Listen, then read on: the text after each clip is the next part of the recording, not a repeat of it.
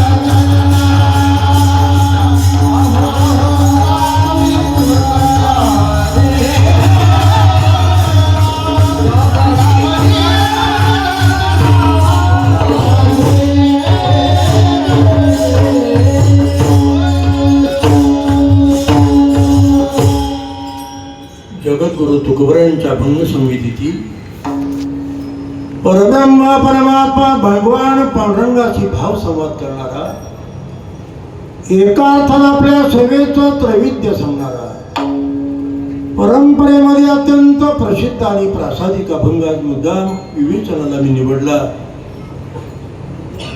खरं तर पिताश्री दगडू पाटील चौगुले आणि मातोश्री दमयंतीताई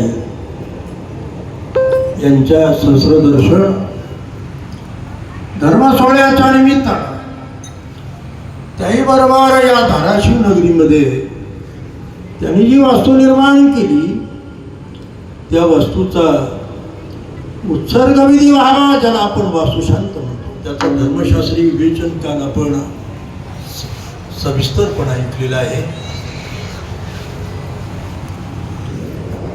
वारकरी पंथाची थोर उपासक पाईक, खरं तर महाराष्ट्राची लोकसंत आणि लोकपरंपरा ज्या संप्रदायामध्ये सामावलेली आहे त्या वारकरी परंपरेचे थोर उपासक पाईक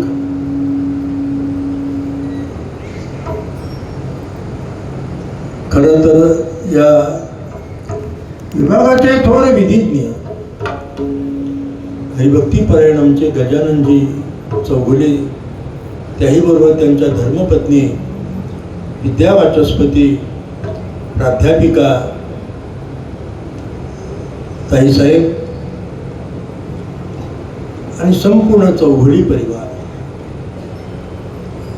मला वाटतं हा महाराष्ट्रातला अद्वितीय कार्यक्रम आहे। फार मोठी अपूर्वता आणि विलक्षणता या कार्यक्रमाची आहे। या निमित्तानं काही धर्मचिंतन व्हावं, संप्रदायाचं काही आपल्याकडून सेवा कार्य घडावं, या पवित्र आणि उदात्त हेतूनं त्यांनी हे ज्ञानसत्र या ठिकाणी मांडलेलं आहे। खरं तर आजच्या कार्यक्रमाची अपूर्वता ही वेगळीच आहे. ज्या परंपरेचा मी पाहिजे काय जगद्गुरु तुकोबा यांचे नवे वंशज प्रातस्मरणीय सद्गुरुवर्य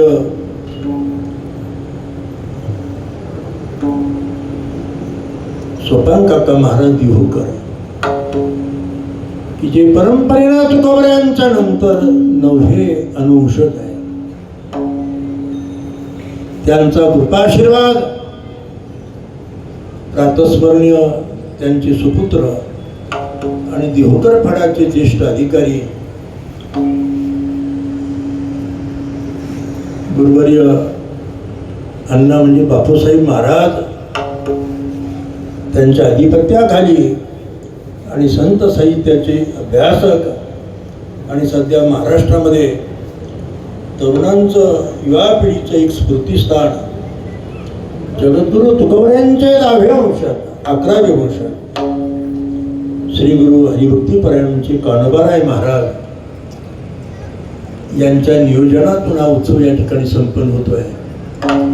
आणि आजच्या कीर्तन सेवेची अपूर्वता म्हणजे या महाराष्ट्र भूमीला नवी आंध्रा, कर्नाटक, गुजरात, महाराष्ट्र सर्वत्र अशा प्रकारे आज भक्ती संप्रदायाचा प्रचार आणि प्रसार करीत असलेली जे काही आपल्याला प्रबोधनकार दिसतील त्यामध्ये आळंदी क्षेत्रामध्ये प्रातस्मरणीय सद्गुरुवर्य संत श्री जोग महाराजांनी स्थापन केलेल्या वारकरी शिक्षण संस्थेचे सर्वे सर्वा विद्यमान अध्यक्ष संत साहित्याचा एक साक्षेपी अभ्यास असलेले हरिभक्तीपरायण ज्ञानसिंधू आज संदीपन महाराज म्हणजे दादा आज उपस्थित आहेत.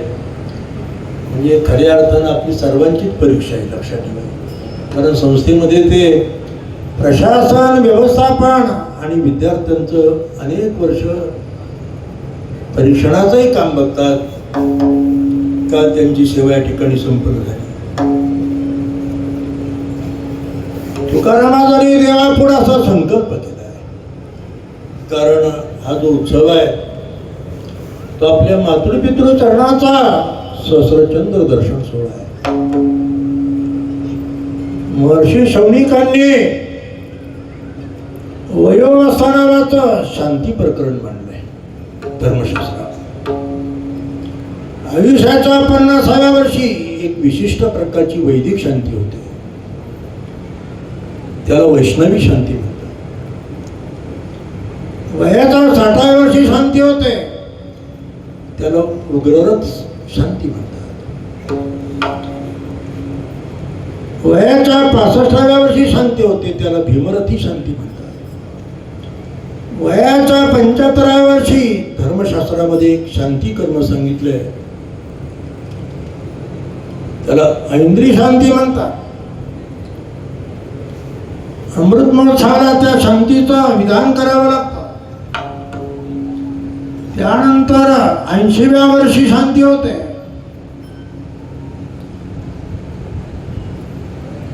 नव्या वर्षी शांती होते आणि शेवटची शांती वयाच्या 100व्या वर्षी त्याला महामृत्युंजय शांती म्हणतात. 1000 वेळेला ज्याने चंद्रदर्शन केलंय अशा महापुरुषाला त्यांच्या परिवाराकडून आपतिष्ठाकडून सदिच्छापूर्वक हे शांती विधान सांगितलं. आपला जो धर्म आहे तो वैदिक सनातन धर्म आहे. वारकरी पंथाचं तत्वज्ञान हे वेदावर, शास्त्रावर आधारित आहे. अनावधानानं, दुराग्रहानं या संप्रदायाविषयी काही विचारवंत म्हणणारे वेगवेगळी विधानं करतात, पण मुळात हा संप्रदायाचा वेद प्रणीत आहे. आणि म्हणून आपल्या मातृपितृ चरणाला पुढे चांगलं आरोग्य मिळावं, शांती मिळावी, समाधान मिळावं. पापग्रह, क्रूरग्रह, दुष्टग्रहापासून त्यांना बाधा होऊ नये. भूत प्रेत पिशाच्यापासून उपद्रव होऊ नये. याकरता धर्मशास्त्रामध्ये मानवीय सृष्टीमध्ये मानवाला शांती कर्म विधान दिलेलं आहे. आणि आज ॲडव्होकेट चौगुले साहेबांनी परमश्रद्धेनं आत्मीयतेनं हा वैष्णवांचा साधू लोकांचा मेळा एकत्र करून आपल्या माता पित्यांची महापूजा या उत्सवाच्या निमित्तानं अशा प्रकारची या ठिकाणी मांडलेली आहे. त्या निमित्ताने धर्मकीर्तन आहे. जगद्गुरु तुकोबऱ्यांचं चरित्र मोठं विलक्षण आहे. त्या चरित्राचा मी अभ्यासकच आहे. मी डॉक्टरेट केली तुकोबऱ्यांच्या चरित्र आणि तत्वज्ञानात. एक लक्षात ठेवा, तुकोबऱ्यांच्या चरित्रामध्ये आपला प्रवेश व्हावा याकरता काही संदर्भ आहे. अनेक अभंग हे तुकोबऱ्यांचं चरित्रच आहे. त्यापैकी हा एक अभंग आहे. हे तुकोबऱ्यांचं एका अर्थानं देवाशी जो संवाद केलाय तो एक चरित्रात्मक आहे. तुकोबऱ्यांचे अनेक शिष्य होते. त्या अनेक शिष्यांनी तुकोबांचं चरित्र ग्रथित केलं. त्यामध्ये चाकणचे कमावीदार कटेश्वर ब्रह्मे नावाचे एक ऋत्विज होते. वैदिक ब्राह्मण, पण त्यांना गीतेचा छंद लागला. म्हणून तत्कालीन काही कर्मठ सनातनी ब्राह्मण संतापले. वेद वाचायचे सोडले, घोकायचे सोडले आणि गीता वाचतोय म्हणून दुस्वासानं त्यांनी त्यांना विष वाचलं. कचेश्वर ब्रह्म्याला ब्रह्म्याड नावाचे ब्राह्मण हुतात्मा राजगुरूचे पूर्वज राजा शाहूने त्यांना गुरु केलं होतं. म्हणून पुढे राजगुरु हे उपनाम झालं त्याचं. तरी मूळचे ब्रह्मे दशग्रंथी ब्राह्मण होते. दशग्रंथी याचा अर्थ ऋग यजु साम अथर्व 4 वेद, कल्प शिक्षा व्याकरण छंद ज्योतिष निरुक्त 6 ग्रंथ 10 ग्रंथ ज्याचे मुखोद्गत आहे. अशा ब्राह्मणाला दशग्रंथी उपाधी मिळते. लक्षात, त्यापैकी हे कचेश्वर होते. मूळचे चांडोली. चाकणचे सुभेदार झाले, कमावीदार झाले. गीता वाचत असल्यामुळे विश्वास केला ब्राह्मणांनी. त्यांना धाप लागली विषामुळं. बेचैन झाले, काय करावं कळेना. आणि म्हणून अनेक वैद्यकीय उपचार केले पण धाप थांबेना. काही भाविकांसारखं देऊळमध्ये संत तुकाराम नावाचे साधू आहे. त्यांचं तुम्ही कीर्तन ऐका, अभंग वाचा, शास्त्री बरं वाटेल तुम्हाला. म्हणून कचेश्वर देऊळला आले. विठ्ठल रुक्माईच्या मंदिरामध्ये तुकोबऱ्यांचं संकीर्तन होतं. मोठा अपूर्व कीर्तन तुकोबऱ्यांचं. तुका प्रेमी नाची गाय, कान्यात विरोणी जाय, बोल नाही के कोणाचे. पुण्यातील एस बी कॉलेजच्या एका प्रोफेसरनं माझ्याकडे PhD केली त्या विषयावर. तुकोबांचा कीर्तन प्रयोग. गायनाचे एवढे अपुऱ्या छंदी अवस्थेमध्ये त्यांनी महाराजांना पाहिलं आणि त्यांना चिंता वाटून आणि महाराज कोसळून पडले. तर मग धावा जाऊन कचेश्वराने त्यांना खांदा दिला. त्या अवस्थेमध्ये स्पर्श झाल्यामुळे शक्तिपात झाला, शक्ती संक्रमण झालं. तो आनंदाने बेहोश झाला. धाप थांबली त्याची. सद्गुरु शिष्याच्या ठिकाणी 4 प्रकारे शक्ती संक्रमण करतात. शब्द दीक्षा, स्पर्श दीक्षा, धृ दीक्षा आणि संकल्प दीक्षा. तुकोबऱ्यांचं कीर्तन ऐकून त्याचं समाधान. अभंग वाचून तो व्याधीतून रोगातून बरा झाला. तुकोबऱ्यांना त्यांनी सद्गुरु केलं. अनेक बाळामधून संदेमधन आरत्यांमधून त्यांनी तुकोबऱ्यांचं चरित्र गायलेलं आहे. तुकोबऱ्यांच्या चरित्राचा सखोल आणि साक्षेपी अभ्यास करण्याकरता कचेश्वराचं बाळ वाचावं लागतं. अनेक लोक तुकोबांच्या संगतीत होते.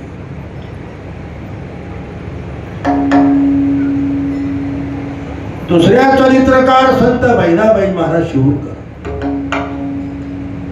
मराठवाड्यामध्ये संत बहिणाबाई नावाच्या साधुवर्य झाल्या ब्राह्मण स्त्री होती.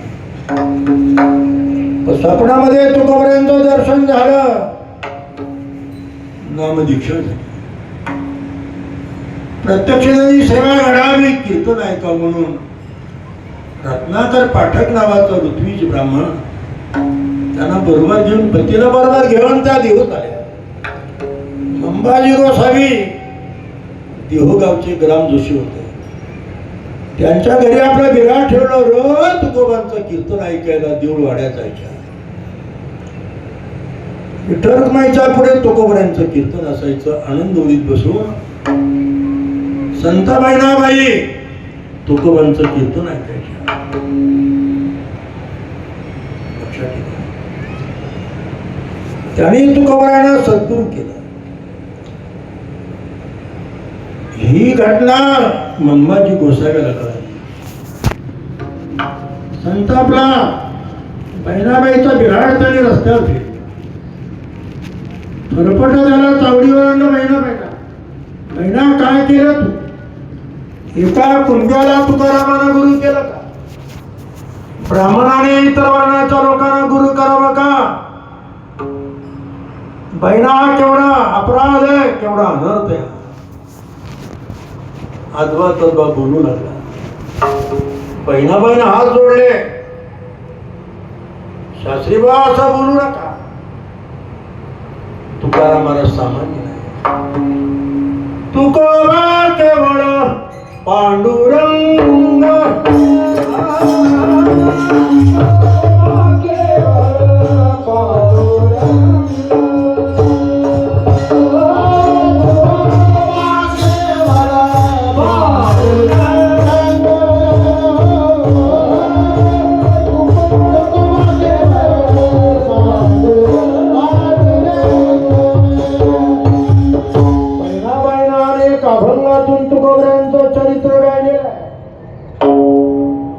तुकोबऱ्यांचा एक शिष्य होते नीलकंठ कुलकर्णी, शिरूरगावच्या रामलिंगाचे पुजारी.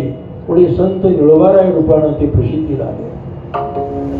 तुकारामांच्या हयातीमध्ये निळोबाराय नव्हते. वारकरी संप्रदायाच्या इतिहासामध्ये नोंदी आहे, काही त्या तपासल्या पाहिजे. सध्या कीर्तनकारांनी भ्रमात राहू नये. पूर्वी म्हातारी माणसं, विधवा स्त्रिया कीर्तन ऐकायच्या. थोडंसं कीर्तन कसाही बराला महाराज तर लोक ऐकत होते. आता डॉक्टर, इंजिनियर, वकील, प्राध्यापक, संशोधक अभ्यास कीर्तन ऐकायला कीर्तनकारांची मापं निघतात. बरं काय, प्रबोधनी फार जबाबदारी आहे. लक्षात ठेवा. मी काय सांगतोय गोष्टी आपल्याला. तुकाराम महाराज आणि निळोबाराय यांच्यामध्ये 25 वर्षाचा अंतर.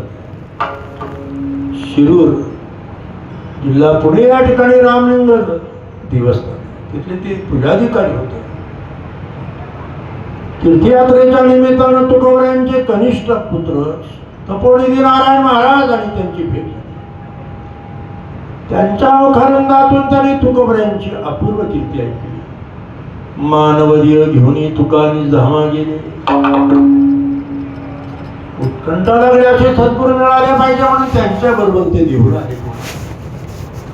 नांदूरच्या झाडाखाली त्यांनी अनुष्ठान केलं. स्मशान 42 दिवस धरणा धरल्या. महाराजांनी येऊन त्यांना दर्शन, अनुग्रह दिला. निळोबाराणी आणि एका अभंगामध्ये तुकोबऱ्यांचं चरित्र मांडले. अनेक लोक तुकोबांचे चरित्राचे अभ्यासक आहेत, ज्यांनी जवळून तुकोबा बघितले.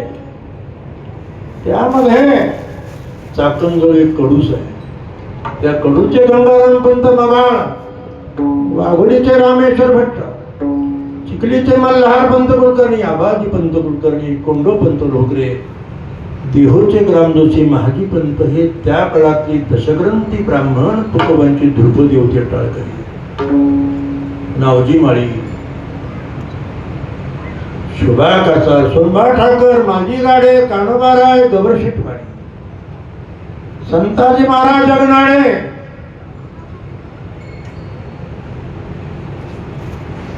अनेक जाती जमातीमध्ये तुकोबांचे चाहते होते, शिष्य होते.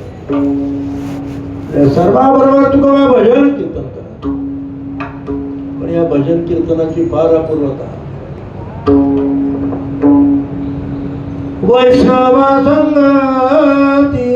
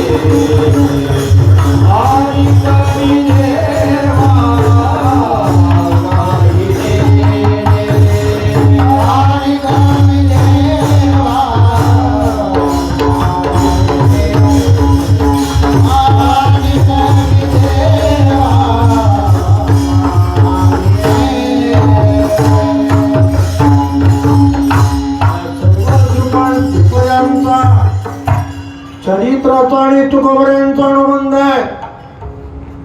त्यांचा चरित्र अभ्यासल्याशिवाय तुकोबांच्या चरित्रात आपला प्रवेश नाही. अहिल्यानगर जिल्ह्यामध्ये ताहराबाद नावाचे क्षेत्र आहे. तिथे संत महिपाती महाराज नावाचे साधुवर्य झाले. त्यांनी साक्षेपानं तुकोबांचं चरित्र एकत्र लिहिलं. तो ही चरित्र अभ्यासाचाच भाग आहे.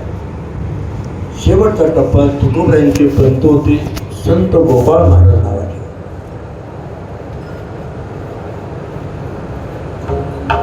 त्याने अनेक अभंगामधून बाळांमधून तुकोबांचं चरित्र मांडलेलं आहे. जी अभंग गाथेच्या शेवटी अष्टोत्तर शतनामावली आहे ते संत गोपाळ महाराजांनी तुकोबांच्या संबंधी केलेलं चरित्रच आहे. या प्रत्येक नामावर मी स्वतंत्र भाष्य लिहिले आहे. श्री तुकारामा, असुरविरामा, जय श्रीरामा ही चरित्र.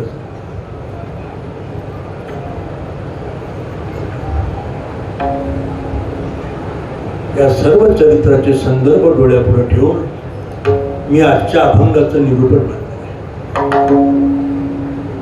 तुकारामाने या अभंगामध्ये पांडुरंगाशी भाव समाज केला की हे पांडुरंगा, देईन मी जाना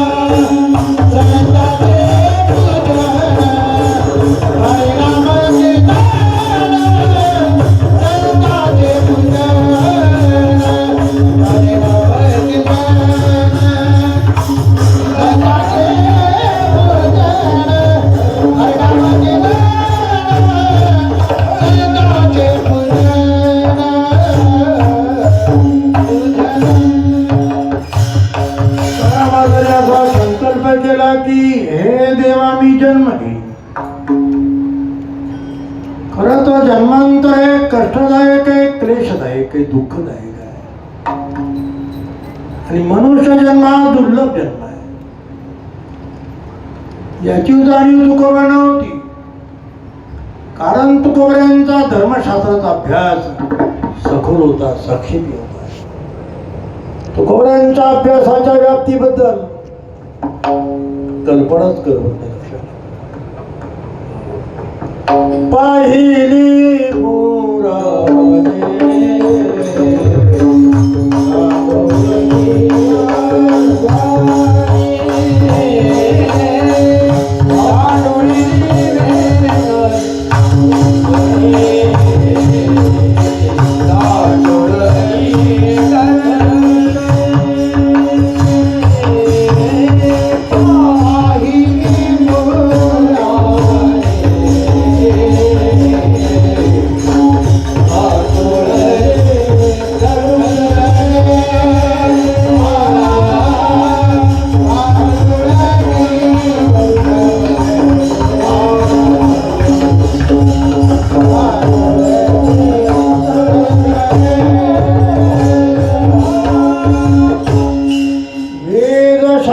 पुराणे तुकोबांनी अभ्यासलेली होती. खरं तर तुकोबऱ्यांची अभंगगाथा हे 4 वेदाचं निरूपणच आहे. रामेश्वर भट्ट दशग्रंथी ब्राह्मण, पुण्याचे धर्माधिकारी. आयुष्यभर त्यांनी तुकोबाशी शत्रुत्वाने वैर केला. परंतु अधिकार योग्यता कळाल्यानंतर पट्टशिष्य झाले. म्हणून तत्कालीन कर्मण सनातनी संतापले. शास्त्री बा, काय केलं तुम्ही? एका कुंब्याला तुकारामानं गुरु केलं का? केवढा अपराध आहे. तेव्हा रामेश्वर भट्ट त्यांना समज देतात, असं बोलू नका. तुम्ही पंडित असाल, वैदिक असाल, दशग्रंथी असाल, पण तुकोबऱ्यांच्या सामर्थ्याची बरोबरी करू शकत नाही. पंडित वैदिक अथवा दशग्रंथी परिसरी न पवती तुकयाची. खरं तर समग्र विश्वाचं कल्याण व्हावं म्हणून अशा प्रकारे तुकोबांची अभंग म्हणजे अमृताचा वर्षा. रामेश्वर भट्टाचा अभिप्राय, भट्ट ही उपाधी आहे. धर्माधिकारी दशग्रंथी ऋत्वी असा जो कोणी असेल त्याला भट्ट उपाधी दिली जाते. प्राचीन काळात हे मूळचे कर्नाटक प्रांतातले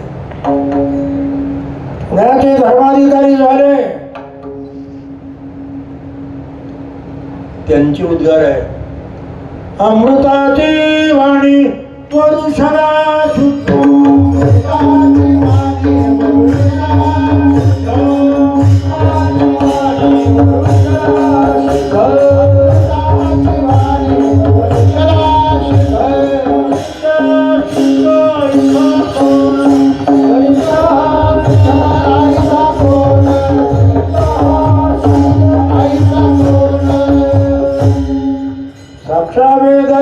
प्रातस्मरणीय गुरुदेव मामासाहेब तुकोबऱ्यांच्या अभंगांना तुकोपनिषद म्हणायची 5वा वेद. मध्यंतरी पंढरपुरामध्ये टवाळ झाला. पांडुरंगाच्या महापूजेवर वैदिकांमध्ये आणि ब्राह्मणामध्ये कलह झाला. आपलं वारकऱ्यांमध्ये वैदिकांचा अट्टास होता की पुरुषोक्त म्हणून पांडुरंगाची महापूजा झाली पाहिजे. नियम धर्माचे वारकरी आग्रह करत होते अभंग म्हणून पूजा झाली पाहिजे. प्रचंड वाद.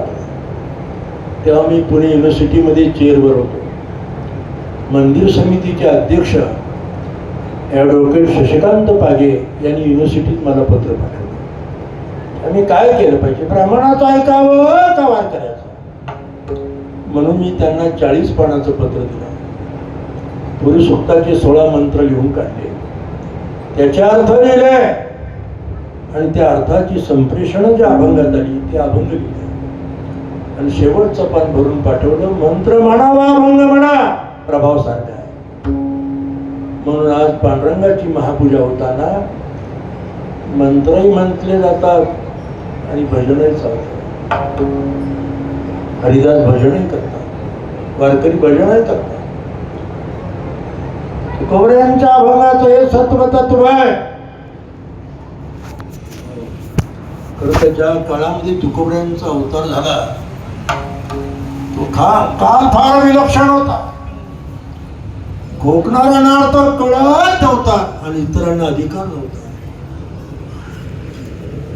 वेद अध्ययनात न श्रीशूद्रस्य अधिकार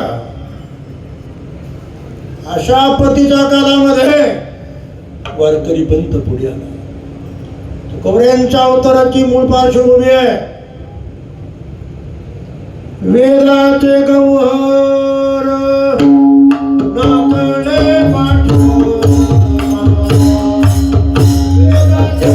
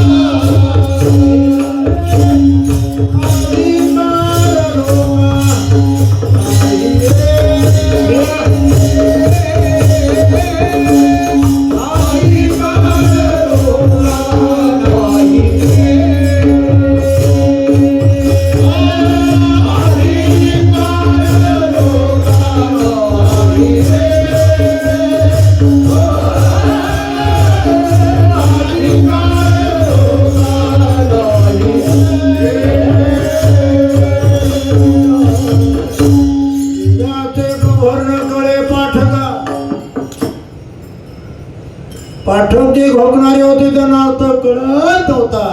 त्यांना महाराजांनी भारवाई म्हटलं, पण आधाराने बोलले. कारण निरुक्तामध्ये महर्षी यास्कांनी अर्थ न कळणाऱ्या ब्राह्मणांना भारवाई म्हटलंय. द्वारम करते निरुक्तातला शब्द येतो. अशा पतीच्या काळात तुकोबांच्या बुद्धीला आपोआप वेदार्थ सोडला. खूप मोठी पार्श्वभूमी वारकऱ्याची. क्षर वेगळा तुका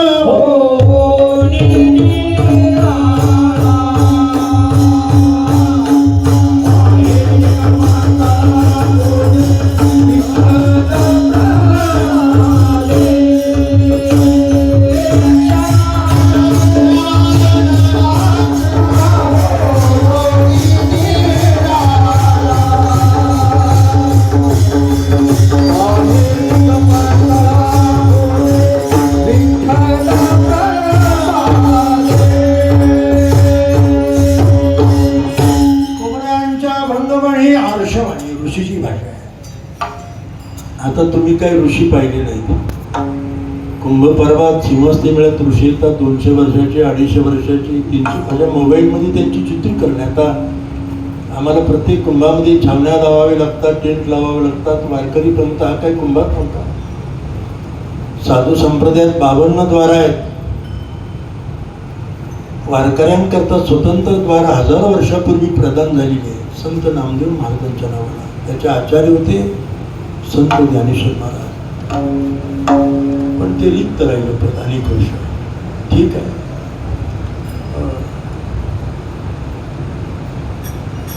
महत्वाची बाब लक्षात ठेवा. 100 फूट जटा त्यांच्या. ऋषी दर्शनात आत्मसाक्षात्कारी महापुरुषाला शास्त्राने ऋषी या शब्दानं संबोधित केले. तुकोबऱ्यांच्या भंगवाणी ही आरस्यवाणी ऋषीची भाषा आहे. अनुभूतीची स्फूर्ण आहे प्रकारची. साक्षात वेद त्यांच्या मुखातून अभंग रूपानं प्रसरलेला आहे. माझा तो शोध निबंधच आहे. मी वेदाची ऋचा. कारण पंडित सातवलेकर शास्त्रींकडे मी मंत्र घोकले, पण त्याकरता आडनाव बदलून घेतलं. बरं का, लक्षात घ्या. मोठा अधिकार तुकोबऱ्यांचा. त्यांना जाणीव होती की मनुष्यत्व आहे पुन्हा पुन्हा. कारण भारतीय तत्वज्ञानामध्ये पूर्वजन्म आहेत, पुनर्जन्म आहेत, परलोक आहे. जन्माला येण्यापूर्वी आपण कुठल्या तरी जन्मात होतो. पुन्हा जन्म आहेत आणि ते बरे वाईट जन्म आहेत. धर्मशास्त्रामध्ये, मीमांसा शास्त्रात त्याची सविस्तर चर्चा आहे. पूर्वजन्माचे संस्कार घेऊनच आपण जन्माला येतो. प्रत्येकाच्या अंतःकरणाच्या पटलावर पूर्वजन्माचे संस्कार असतात. व्यक्तीचा स्वभाव, आचार, विचार लक्षात आले की त्याचा पूर्वजन्म कळतो. आधी गाढव होता की घोडा होता का बैल होता का डुक्कर होतं बरोबर कळतं.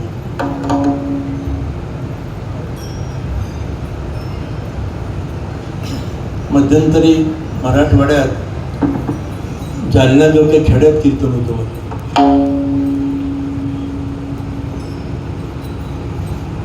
आणि कीर्तनामध्ये पखवाज वाजवणारा मोठा विलक्षण स्वभाव होता.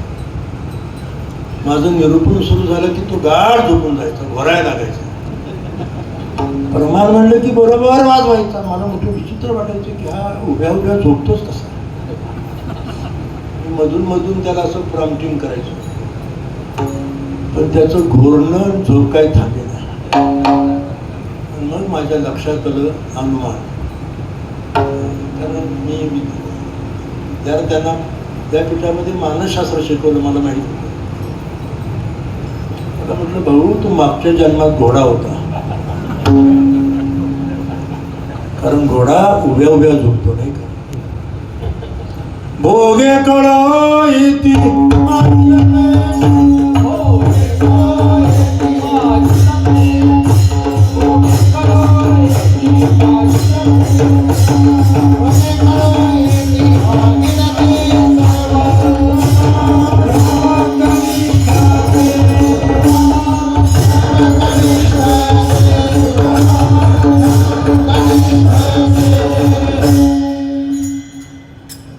खरं तर मी ज्यांच्याकडे ध्यान योगाचा अभ्यास केला ते गणेशपुरीमध्ये कोकणात स्वामी मुक्तानंद नावाचे साधू होते. 18-19 वर्षाचं वय होतं. देश विदेशातून लोक त्यांच्याकडे साधना शिकायला यायचे. आणि स्वामीजी आश्रमात एका बेलीच्या झाडाखाली एका दगडावर बसून साधना करायचे. साधना उन्नत झाली, शक्ती जागरण झालं. एखाद्या गाढवाप्रमाणे भूमिकाचे जोराने. आणखी काय काळात ते एखाद्या सर्पासारखे सुसू करायचे. वाघाप्रमाणे डरकळ्या फोडायचे. आणि हिंस्र प्राण्यांचे आवाज यायचे. लोक घाबरून पळून जायचे. मी त्यांच्या अखंड सेवेत होतो. एक दिवशी स्वामीजी क्या बात आहे. तर त्यांनी मला जे सांगितलं स्मिताशय करून ते मोठं विलक्षण सांगितलं. बेटा, शक्ती जागरणामध्ये मला अनेक जन्माची स्फुरण होत आहे. कारण मागच्या अनेक जन्माच्या टेप्स ध्वनिलहरी प्रत्येकाच्या अंतःकरणाच्या पटलावर असतात. ईश्वर प्रणिधान झालं, शक्ती जागरण झाली. ही अनेक जन्माची स्फुरण होतात. मागच्या जन्मात मी गाढव होतो, त्या युनीची आठवते, गाढवासारखा बोलतो. आणखी घोर साधना झाली की सर्प युनीची आठवण, सर्पासारखा पूर्वजन्म आहे.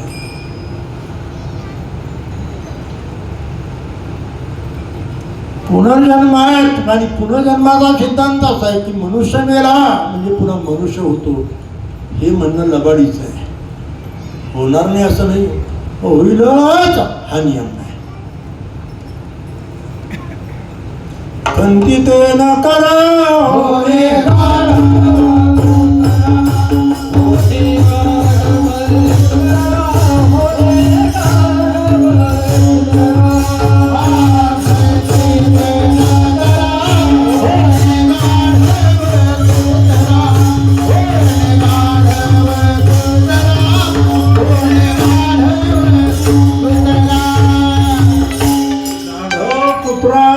झुडूप काही पण होऊ शकतो. पुनर्जन्म मनुष्य जन्म दुर्लभ आहे.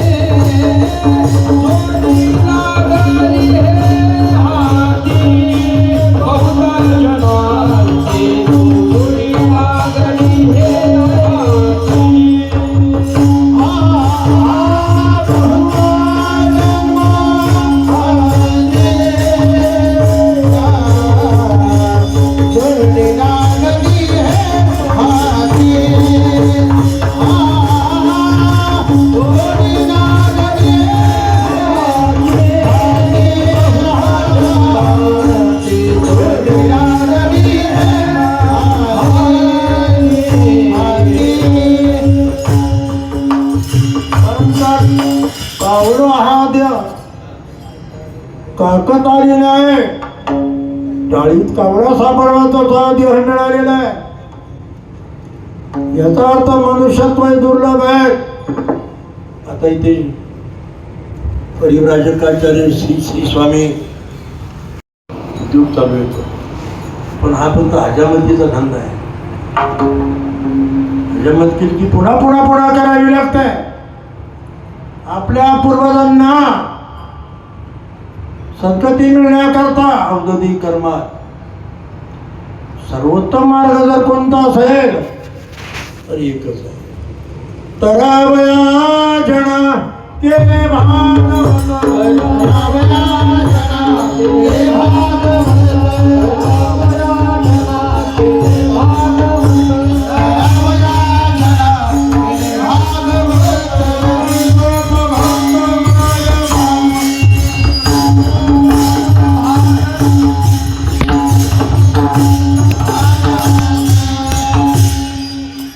कोकऱ्यांच्या अभंगगाथेत हा 100 कडव्याचा अभंग आहे. प्रभाव फार मोठा. वेडी झालेली भ्रमिष्ठ झालेली लोक त्यांच्या भागवताला येऊन बसले. व्याधिग्रस्त माणसं भागवताचं श्रवण करत, पण शेवटच्या दिवशी पूर्णाहुतीला वेडी झालेली माणसं शहाणी होऊन चांगली होऊन घरी जायची. आमचं भागवत ऐकून शहाणी वेडी होता. व्याधिग्रस्त माणसं चांगली होऊन घरी पडतात. भागवताचं महात्म्य फार अपूर्व आहे. त्याच्यामध्ये आलेले संदर्भ आहे. दुर्लभ मानुषो देव देही नाम क्षणभंगुरा. मनुष्य जन्म दुर्लभ आहे. ही धर्मशास्त्रीय भूमिका तुकोबांनी अभ्यासलेली होती. तरी सुद्धा तुकोबरा संकल्प काय, हे देवा मी जन्म घेईन म्हणजे शास्त्र सिद्धांतावर एक अतिक्रमण आहे तुकोबांचा, असा अर्थ होतो. आणि तुकोबऱ्यांच्या पूर्वजन्मामध्ये ते घडत आलं. मागे बहुता जन्म हेच करीत आलो. तुकाराम महाराज पंचावतारी. या श्रीगुरूंना आपण जे त्यांच्या चरणावर डोकं ठेवतो याच्या मागे मोठी पार्श्वभूमी आहे. धर्मशास्त्रामध्ये अनुवंशिकतेला मोठ्या बोलल्या. निरुक्तामध्ये महर्षी अस्करनी असं म्हटलंय, भूतविज्ञान प्रकरणात वाघबट, सुश्रुत, चरक यांचे ग्रंथ वाचा. प्रत्येक मानवीय देहामध्ये 3 कोश आईचे 3 कोश बापाचे असतात. आईचा राजा आणि पित्याचा वीर्य मिळून आपलं शरीर बनलेलं आहे. याचा अर्थ जे आपण अपत्य निर्माण करतो ते अपत्यामध्ये आपल्या स्वतःचं वीर्य 28 असतं आणि मागच्या पितरांचं 56 असतं. बापाचं 21, आजोबाचं 15, पंजोबाचं 10, खापर पंजोबाचा 6, 6व्या पिढीचं 3 आणि 7व्या पिढीचा 1 अंश असतो. 1, 3, 6, 10, 15, 21 आणि 28 असे 84 अंश प्रत्येकाच्या शरीरात एक. मी शरीराचं पृथक्करण सांगतो तुम्हाला. 3 कोश मातृवंशाचे, 3 कोश पितृवंशाचे.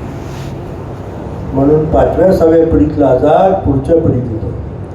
हे रक्तकुष्ठ, मधुमेह, रक्तदाबासारखे जे आजार आहेत ते गुणसूत्राने जडतात. इंग्रजीमध्ये त्याला जीन्स म्हणतात. तेव्हा वंश परंपरेनं तुकोबर आहे. सर्वार्थाने हरिभक्त होते. तुकोबऱ्यांचे मूळ पूर्वज माऊलीच्या समकालीन संत विश्वंभर बाबा, सातारा जिल्ह्यात पाचगणीच्या पायथ्याला जावळी गाव आहे. सरदार विश्वंभर बाबा हे तुकोबांचे मूळ पूर्वज. शूर आणि वीर होते, पण पंढरीचे वारकरी गोपाळ महाराजांनी त्यांचं चरित्र लिहिलं आहे. खरं तर ती चरित्राची मूळ पोथी देहूकर महाराजांकडे पण दिसत नाही मला. पण युनिव्हर्सिटीत मी होतो त्यावेळेला जयकर लायब्ररीमधून ती पोथी मी गाईड करून घेतली. माझ्याकडे उपलब्ध आहे गोपाळ महाराजांचं चरित्र. मूळ पुरुष विश्वंभर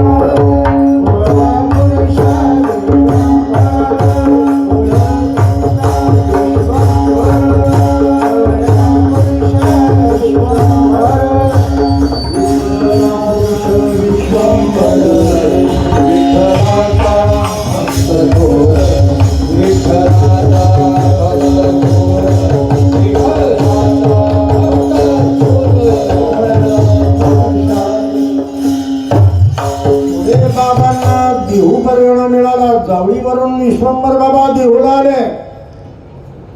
पंढरीचा वारीचा नेम होता, पण म्हातारपणामुळे पंढरीला झाले. पांडुरंगाने दृष्टांत दिला, बाबा येऊ नका आता पंढरीला, मीच येतो देहूला तुमच्या करता. संत महिपती महाराज ताराबादकरांनी हे फार साक्षेपी चरित्र लिहून ठेवलं. आधार आहे. मी या काही तुम्हाला भाकड कथा सांगत नाही.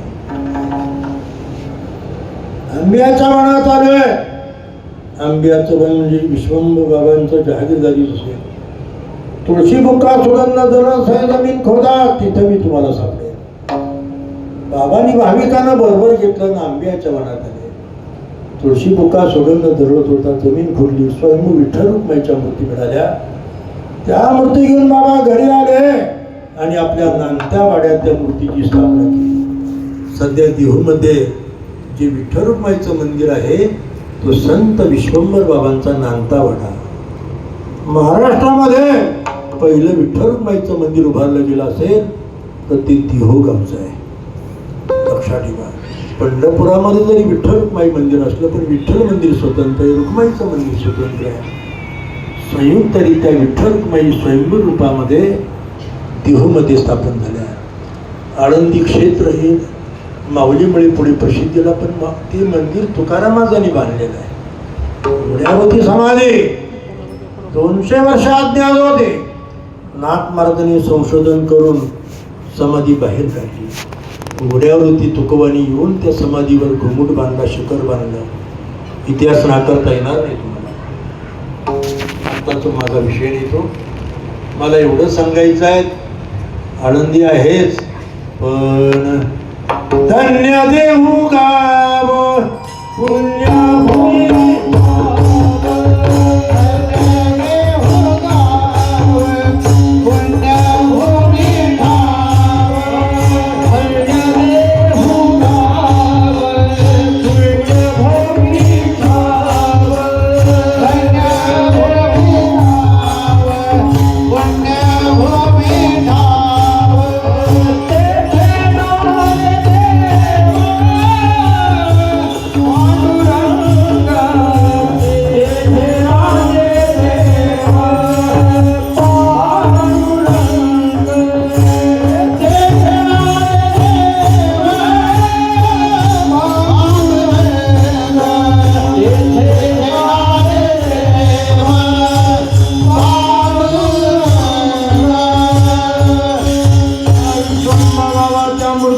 पूजा करायचे, सेवा करायचे.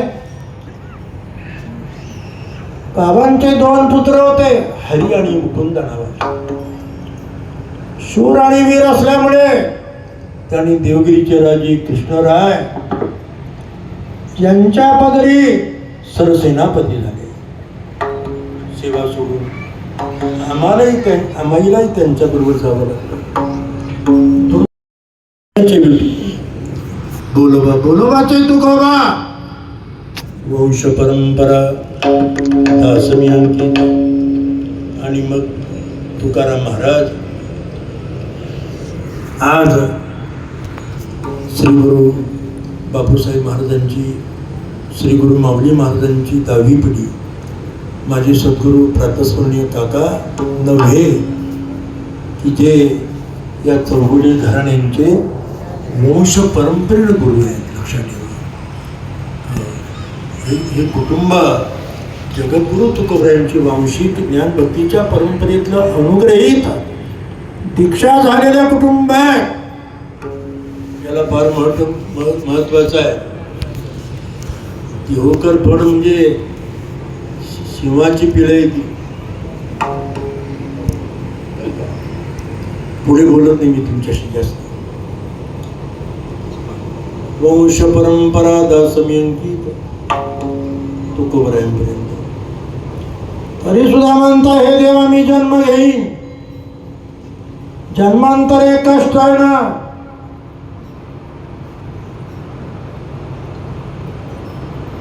आईच्या पोटात असेपासून मरेपर्यंतचा प्रवास बघा. पण मातेच्या उदर कोरी पचोन विष्णेच्या दाथडी कुडून मासवरी जन्मोजन्मोनी मरती विष्टाले पचोकडे नाकी तोंडी कुर्मीकडे गर्भवासाचे दुःख गाडे कवणा पुढे सांगावे. आपण ऐकतो सगळं. त्या अवस्थेमध्ये त्या गर्भाच्या आईला डोळे होतात. ती अति कडू, अति विदायी, अति विचित्र पदार्थ खाते. काही स्त्रिया गर्भवती अवस्थेमध्ये तर शेण खातात, माती खातात, खडी डांबर सिमेंट पण खातात. का खातात मला नका विचारू. ते वारकरी पंथामध्ये कडवे कीर्तनकार होते, रामचंद्र बुवा नागपूरचे, फार कडवे कीर्तनकार. ते म्हणायचे ज्या बाईला असे डोळे होतात खडी डांबर सिमेंट खाण्याचे, आपण अनुमान करायचे इच्छापुढे एखादा नेता किंवा इंजिनियर जन्माला येणारे खडी डांबर सिमेंट खाणार. गर्भाच्या वडी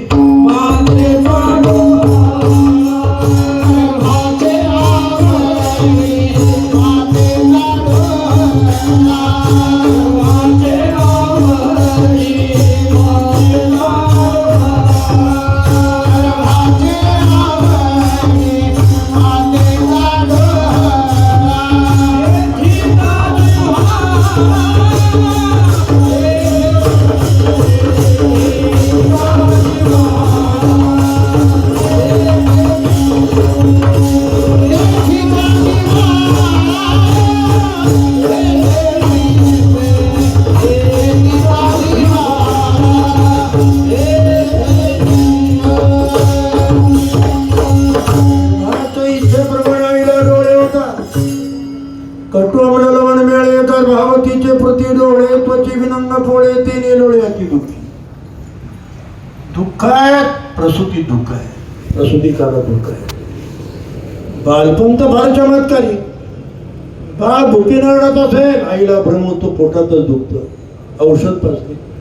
पोटात दुखलं रडत असेल आईला भ्रम होतो, भूक लागली बळत तोंडात स्तन घालून पैपान करते, क्षुधा लागली औषध पाजते.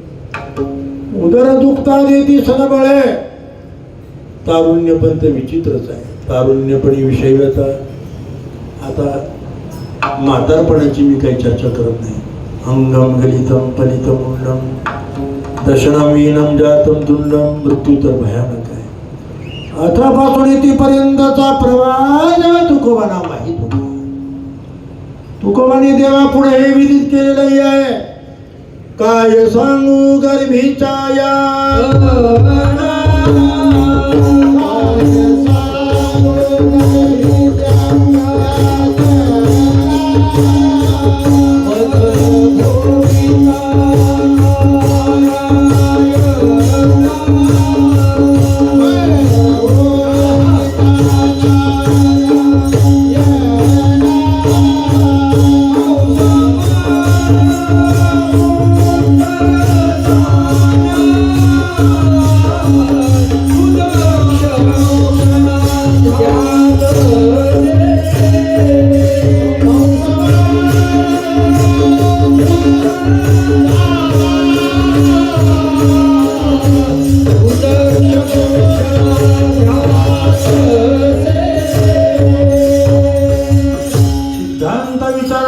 मनुष्यत्व हे दुर्लभ आहे.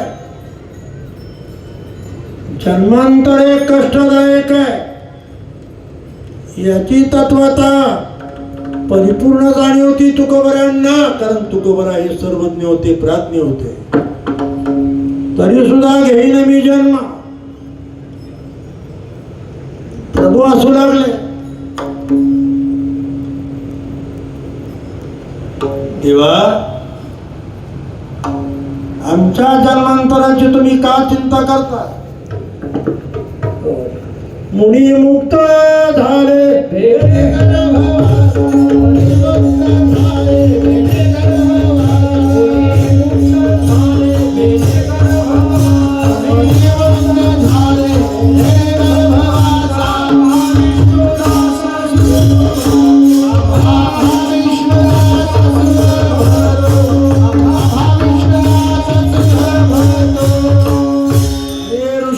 जपी तपी संन्यासी बैरागी मुक्त झाले गर्भवासाच्या भीतीनं. आम्हा वैष्णवांना याचा उपद्रव नाही देवा. भय नाही जन्म घेता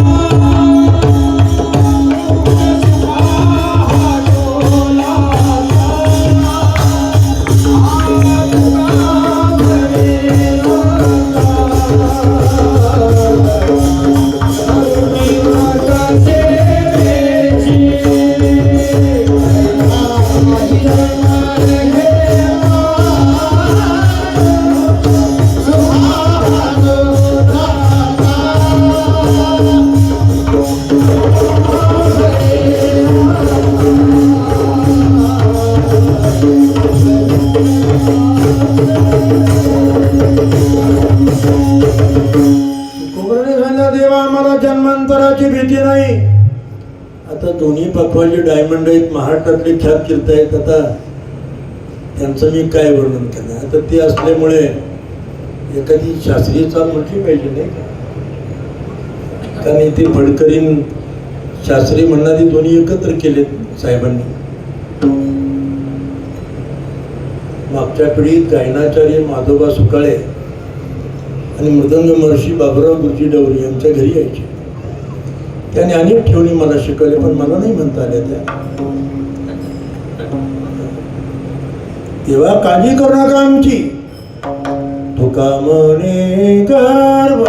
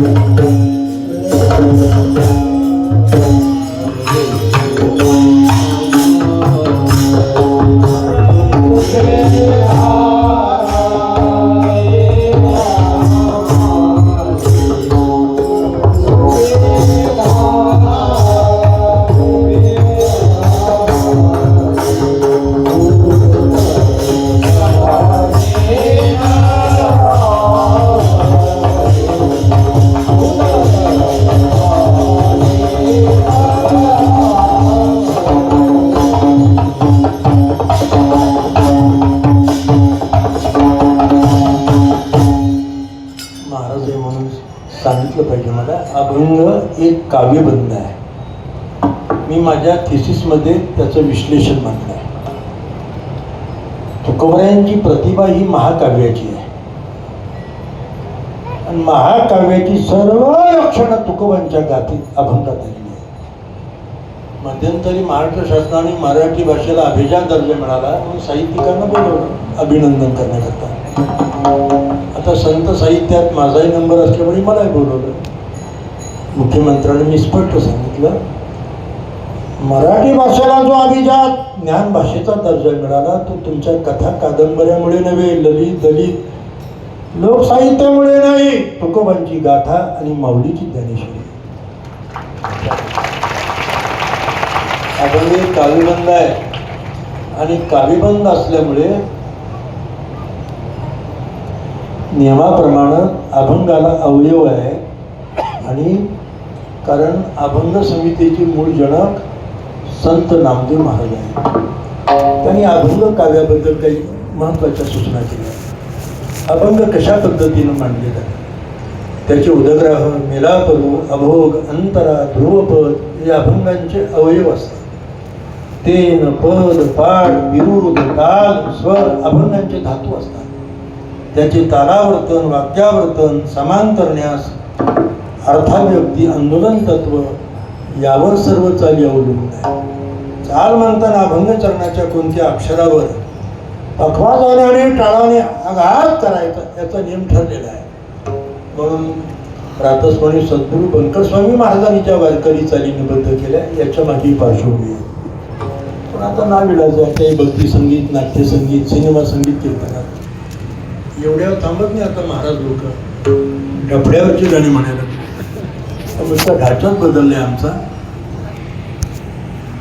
तुका म्हणे गर्भवाशी घेईन मी जन्म, या देवा मी जन्म घेईन. प्रभूनं तुकोबांकडे पाहिलं आणि सांगितलं का देवा ऐका, घेईन जन्मांतरे हे जी करा,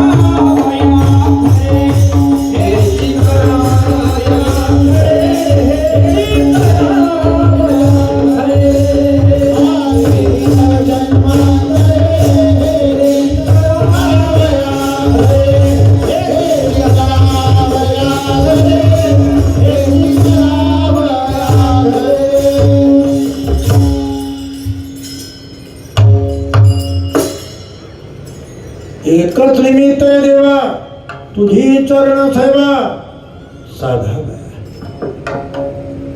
प्रभून विचारा देव, चरण सेवा करायची म्हणजे काय करायचं नेमकं तुम्हाला?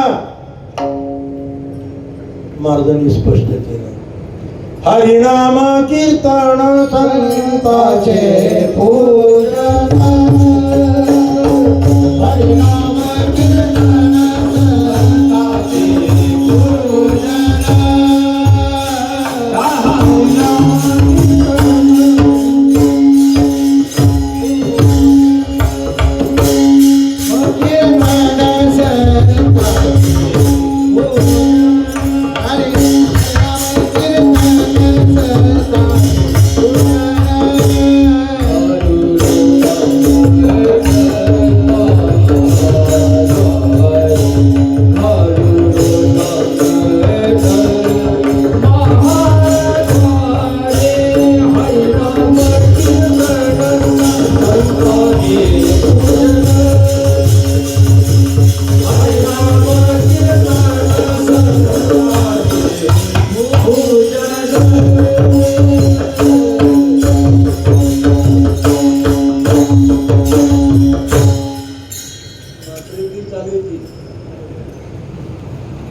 हरिनाम कीर्तन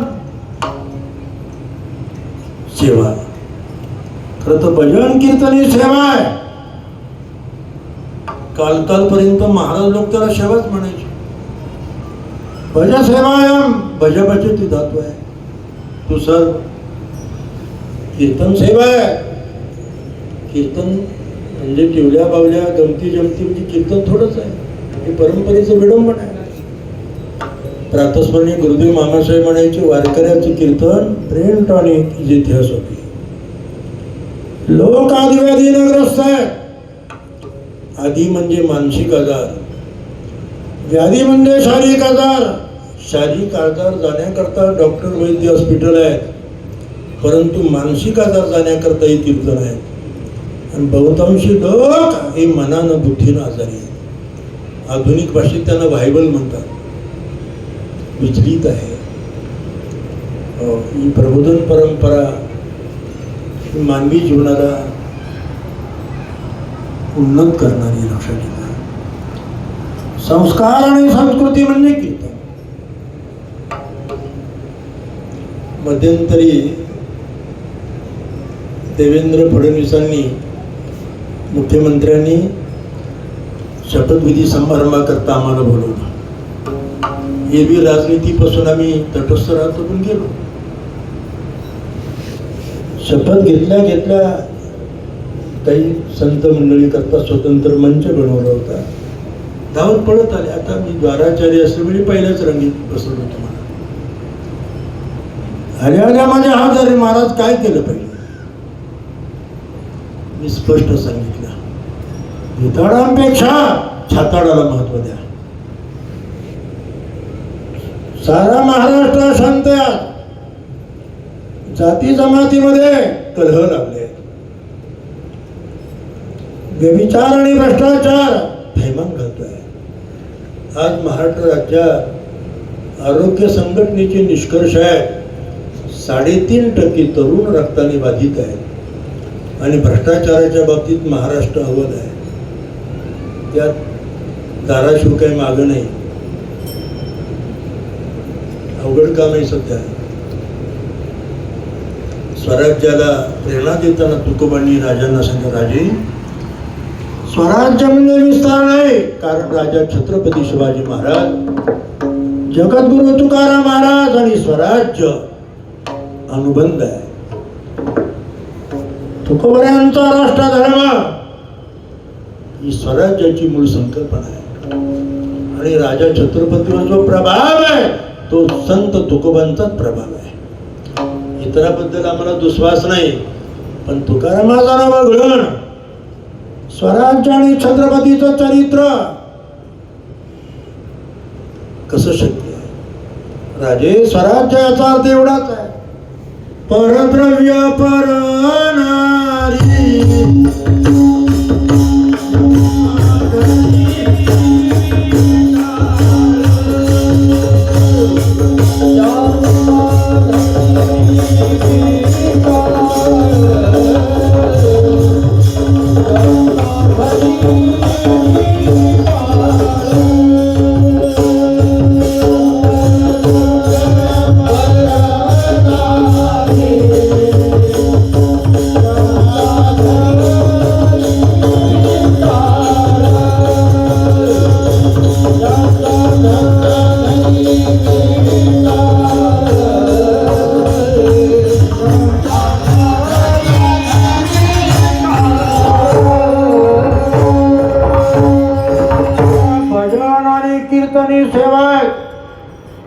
कीर्तन या शब्दामध्ये कीर्त धातू आहे. प्रभूच्या पूर्व कीर्तीचं कथन करणं म्हणजे कीर्तन करणे. प्रभूची शरणागती प्रपत्ती म्हणजे आपल्या मातृपितृ चरणाकरता केवढं सत्कर्म केलेलं आहे. अण्णांचा आशीर्वाद, काकांचा आशीर्वाद, या परिसरातील समस्त संतांचे आशीर्वाद, प्रातस्मरणीय गुरुवर्य मारुती बाबांचा आशीर्वाद फार चांगली गोष्ट आहे. आपल्या उत्पन्नाचा काही भाग धर्मसेवेला समर्पण करणं हे भाग्य लागतं. मी नेहमी साहेबांचं कपाळ पाहतो. या व्यक्तीला एवढी प्रवृत्ती होतीच कशी?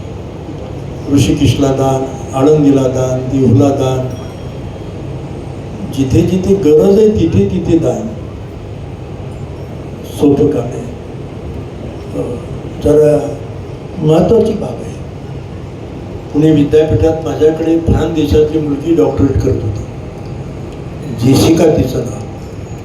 तिला इंग्रजी पण नीट येते म्हणून आमच्या विषयीने तिला माझ्याकडे पाठवलं. म्हणजे तू दवीतकर सरांकडे जा. ती आली आमच्याकडे. मी तिच्या दुभाषिकाला सांगितलं, मुलीला आधी मराठी चांगलं शिकू दे, मग मी तिला काही सांगतो. टास्क केला. तिने 2 वर्ष पुण्यात राहून अस्खलित मराठी ग्रहण केली आणि विद्यापीठापुढे तिने आपला प्रबंध मांडला, अहवाल मांडला. मोठा चमत्कारी काम. मूळ जन्माला आला ही सटवी नावाची देवता ब्रह्मवैवर्त पुराणामध्ये देवता प्रकरणामध्ये षष्ठी देवतेचं वर्णन, तिला आपण सटवी म्हणतो. कुठे विलक्षण देवता आहे ती. बाळाच्या कपाळावर अक्षर लिहिते. बाळाची आई तिच्या मागं बसलेली असते 5व्या दिवशी. बाळाला मांडीवर घेऊन एकांतात असते ती. सटवी दोन्ही हात मागं करते, कपाळावर अक्षर लिहिते. ती अक्षरं ब्रह्मदेवालाही पुसता येत नाही. तिनं असा संशोधन अहवाल विद्यापीठापुढे मांडला. 15 दिवस व्हायवा चालला होता, चर्चा, कसं शक्य कसं शक्य. शेवटी अहवाल मंजूर करावा लागला. कपाळ चांगलं असेल तर परमार्थ.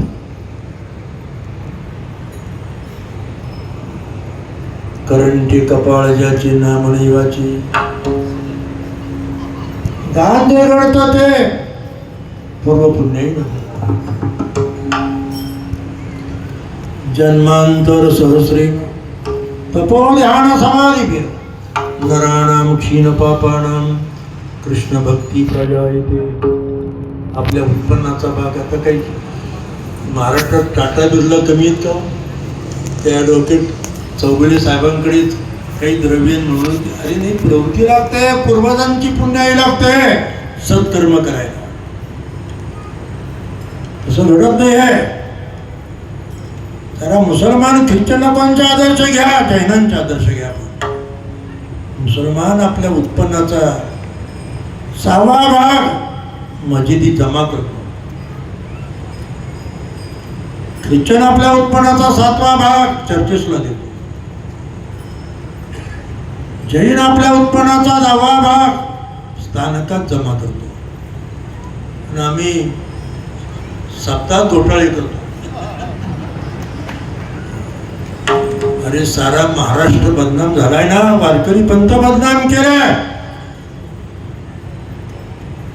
अवघड कमी. आता इथे चर्चेचं विधान नाही. मी मग काही महाराज लोकांना म्हटलं, जरा मराठवाड्यातले सरी महाराज एकत्र बसा, आपण कुठेतरी थांबवलं पाहिजे प्रकरण.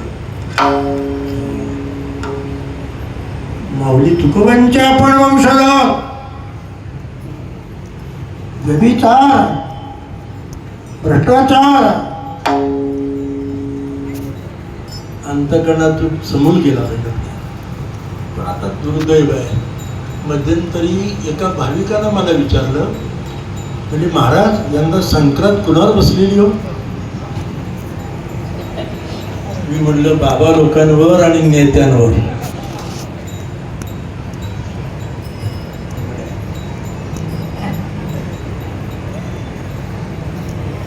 सुवर्णानी परिमळ, हिरा आणि कमाळ, योगी आणि निर्मळ, हे दुर्लभ जी जाता राहतो तो धनवंत आणि दयाळू, व्याघ्र आणि कृपाळू, अग्नी आणि शीतळू, हे दुर्लभ जी जाता. अंतःकरणामध्ये द्रव्य असूनही सत्कर्माला दान देण्याची प्रवृत्ती होणं सोपी नाही. आमचे अमृतभाऊ काळे चाल म्हणायची, मला आठवतं. बहुता सुकृता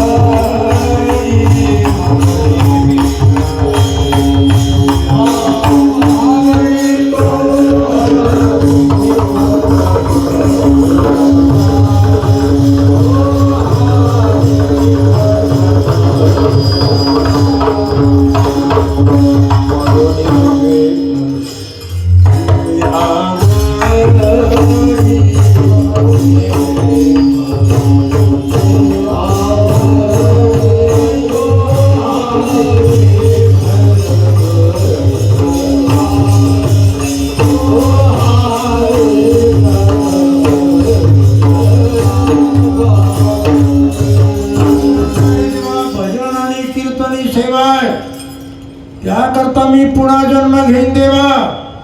संतांचे पूजन, आता संत आणि त्यांचं पूजन. उत्तराखंडामध्ये संन्यासी साधू बैरागी, त्याला साधू म्हणतात. जटामुंडाने त्रिपुंडराय लावले, अशी अभिव्यक्ती पाहिली की त्यांच्या मागे लोक पळतात. महाराष्ट्रामध्ये वारकरी पाहिला, तुळशीमाला गळ्यात आहेत, मुद्रा लावल्यात, तिलक आहे, पताक आहे, असा जो आहे तो वारकरी, बरोबर आहे. अनेक प्रश्न आहेत. सध्या मोठी समस्या आहे. अधिभौतिक, अधिदैविक, आध्यात्मिकतापणा पिढलेले संसारी दुबळे लोक साधूचं अवसान पाहिलं की मागं पडतात. आता कुंभामध्ये या गोष्टी दिसतात आपल्याला. हे श्रीमंत लोक, उद्योजक लोक सारखे धावतच पडतात. तापत्रे तापती गुरु ते दिवशी,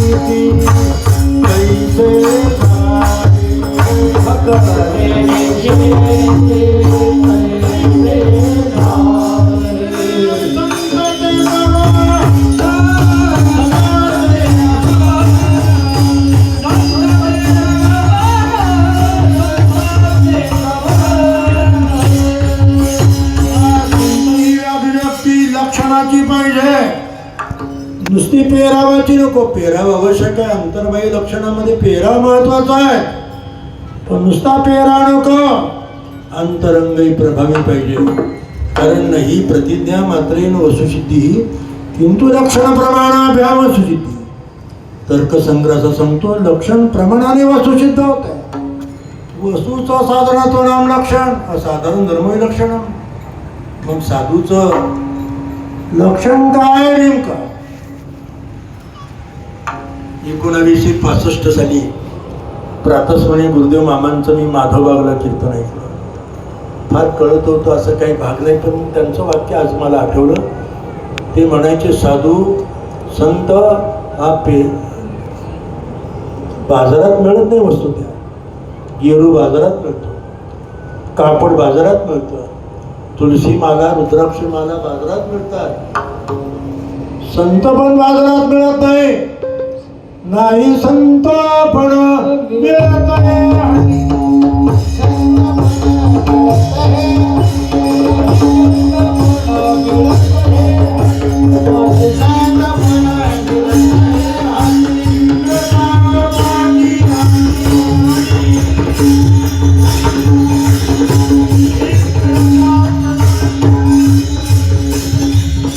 संतांचा पूजन ही देवाची सेवा आहे. संत आहे तो, पण संत ही अभिव्यक्ती समजली पाहिजे ना. पण त्याला संत म्हणून जमेल का?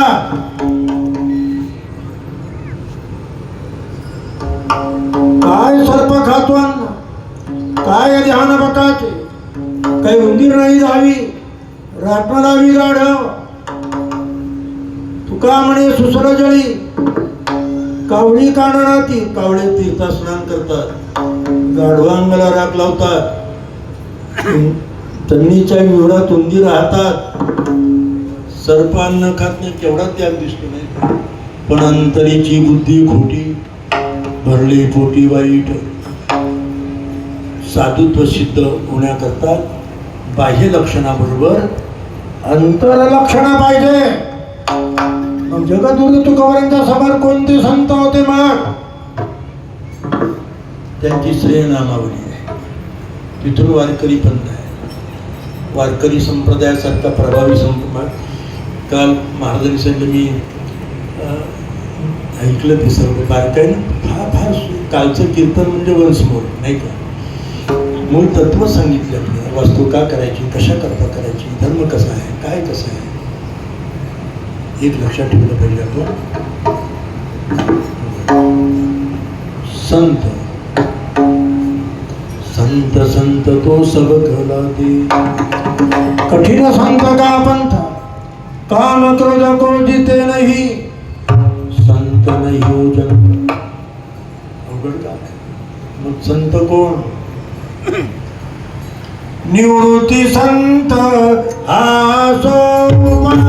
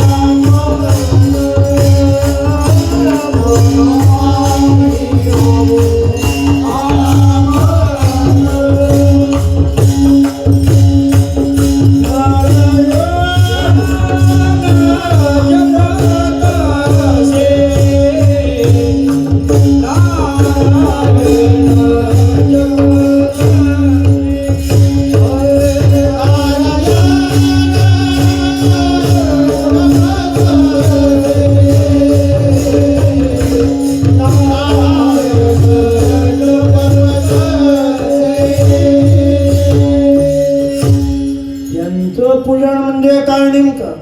संतांची पूजा याचा अर्थ शुद्धाचार्य हे संतांचे पूजन. संतासय सुधा योग ज्ञान सुधा गुरु चरणोपासिता वैरागेशी विनेची सत्कर्मे अशेषी अज्ञान. विस्तार नको. गाडी लोटांगण महाद्वारी शरणागती. पंढरपुरात वारकरी पोचले की महाद्वारा जाऊन लोटांगण घालतात. आता लोटांगण घालणारे वारकरी वेगळे, डायमंड वेगळे बरं का. त्यांना वाटतं कपडे खराब झाले तर, लोक हसले तर. लोटांगण शब्दाचा अर्थ शरणागती. गुरुदेव मामा सांगायचे वारकरी त्याला म्हणतात की जो सर्वस्व देवाला देतो. काया वाचा मने जीवे सर्व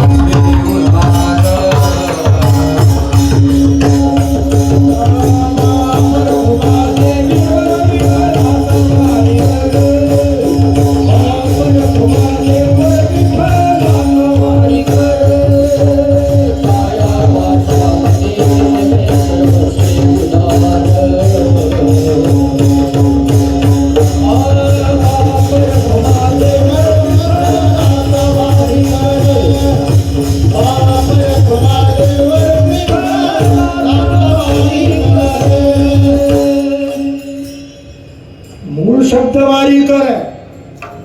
वारकरी हा साहित्य विश्लेषणात भाषा विज्ञानामध्ये अपभ्रंश आहे. वारीम करोती निर्धार करणारा, काया वाचा मन प्रभूला अर्पण करणारा, त्यागी विरक्त संत समूह म्हणजे वारकरी. मला अयोध्येमध्ये पंतप्रधान नरेंद्र भाईंनी विचारलं होतं. एका वाक्यात मला वारकरी म्हणतो. संस्कार, संस्कृती, अनुभव आणि आचार म्हणजे वारकरी. आणि हा वारकरी पंथ जगद्गुरु तुकोबांच्या चरित्रात सामावलेला आहे. तर माझं स्पष्ट मत आहे की भागवत रामायण ऐकलंच पाहिजे आपण. हे आपले महाकाव्य धर्मग्रंथ आहेत, पण महाराष्ट्राची जडणघडण ही जगद्गुरु तुकोबांच्या चरित्रात आहे. लक्षात ठेवा. महाराष्ट्र धर्मपुढे न्यायचा असेल तर तुकोबांच्या चरित्राचा अभ्यास केला पाहिजे आपण. हा मोठी अपूर्वता आहे. काल संत गुलाबराव महाराजाबद्दल बाबांनी सांगितलं, दादांनी, की हा वारकरी पंथ विश्व धर्म होणार आहे. गुलाबराव महाराजांची भविष्यवाणी आहे आणि ही गोष्ट आकाराला येते. लक्षात ठेवा. त्या वारकरी संप्रदायाच्या अभिवृद्धी करता आपलं काया वाचा मन. सध्या राजनीती, समाजनीती सावध राहा सर्वांनी. आपली परंपरा विशुद्ध परंपरा आहे, पवित्र परंपरा आहे. याचं आपण जतन केलं पाहिजे. राष्ट्रधर्म चेतवला पाहिजे. वैदिक धर्माचा विस्तार केला पाहिजे. तुकोबांची शिकवणूकच आहे. वाचा बोलू वेदनीती करू संधी केले ते, पण त्याही बरोबर या संप्रदायाचं पावित्र्य सांभाळलं पाहिजे. खरं सांगतो, या कालच्या तुमच्या लातूर प्रकरणामध्ये फार मोठं नुकसान या संप्रदायाचं झालं.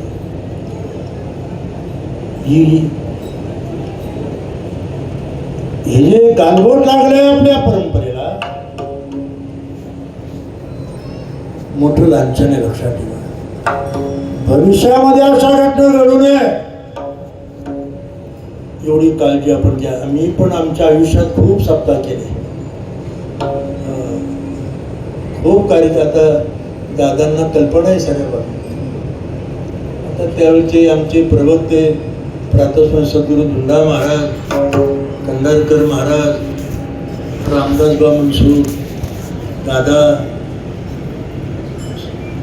प्रातस्मरण सद्गुरू माऊली महाराज, काका, आता भले भले ते हर गए. आमची पिढी म्हणजे नाक दिवाळी की क्या कथा, अशी परिस्थिती आहे. सांभाळून राहा. फार उज्ज्वल परंपरा आपली. तेव्हा आज या ठिकाणी सेवा मी इथे समर्पित करतो. तुकाराम म्हणता, देवा एवढ्याच करता मी जन्म घेणार आहे. भजन कीर्तन संत सेवा आणि पंढरीची वारी म्हणजे शरणागती.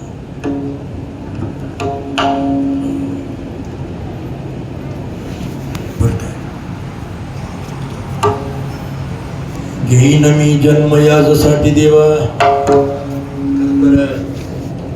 श्री परमादरणीय सद्धीय कीर्तस्वरूप दगडू पाटील चौगुले, मातोश्री दमयंतीताई यांचा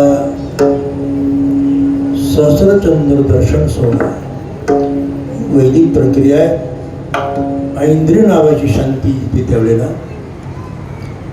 पुढे रौद्री शांती 90 वर्ष झाली. 100 झाले की मग महामृत्युंजय शांती.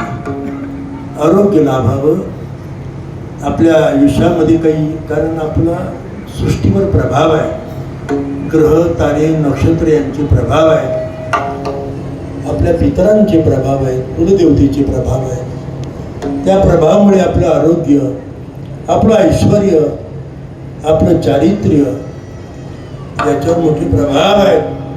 तेव्हा त्यांना चांगलं आरोग्य मिळावं, उत्तम प्रकारचं त्यांचं समाधानकारक आयुष्य जावं, शांती त्यांना मिळावी म्हणून आपल्या ऋषीमुनींनी, त्यातल्या त्यात महर्षी शौनक नावाच्या ऋषींनी वयोवस्था शांती नावाचं प्रकरण लिहिलं पूर्वमीमांसेमध्ये.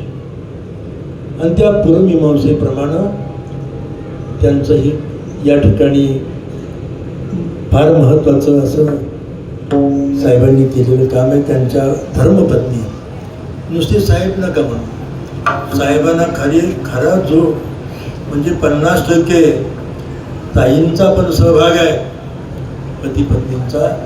त्या पण डॉक्टरेट आहेत, विद्यावाचस्पती आहेत, एका कॉलेजमध्ये अध्यापनाचं काम करतात. आणि चौगुले साहेब तर म्हणजे माझ्या आयुष्यामध्ये आता महाराष्ट्रातच कान्याकोपऱ्यात फिरतो. आता आमच्याकडे दादांना माहिती आहे, सारे बागायतदार लोक आहे, बडे बडे लोक आहे, सारे टाटा बिर्ला मुंबई नाशिकमध्ये जास्त आहे. पण एवढी मोठी प्रवृत्ती एकट्या माणसाने एवढं मोठं करणं, आज ऋषिकेशहून त्या ठिकाणी वेदांत शास्त्राचं, धर्मग्रंथांचं सखोल सविस्तर अभ्यास करण्याकरता ही मंडळी तिथे गेलेले आहेत. तिथून ते इथे साहेबांकरता, चौगुले वकील साहेबांकरता या ठिकाणी आले. आणि या परिसरातील तमाम वारकरी, विशेष करून प्रातस्मरणीय सद्गुरुवर्य अण्णा इथे 7 दिवस उपस्थित आहेत. श्री गुरु कानोबाऱ्यांचं पण सर्व लक्ष आहे, सारखे फोन चालू असतात. कोण महाराज येणार आहे, कोण येणार नाही, कशा पद्धतीनं चालतात. आले काय न आले काय, आता इथे बाबा लोकांना इथे भरपूरच इथे, तेव्हा इथे काही कमी काही नाही, वाजवणारे गाणारे आज महाराष्ट्रातले ख्यात कीर्तन म्हणजे खरं तर आता मृदंगातले ते महर्षी आहेत नाही का, आणि त्यांचे पापा म्हणजे एक सोन्याचा आणि एक चांदीचा आहे नाही का.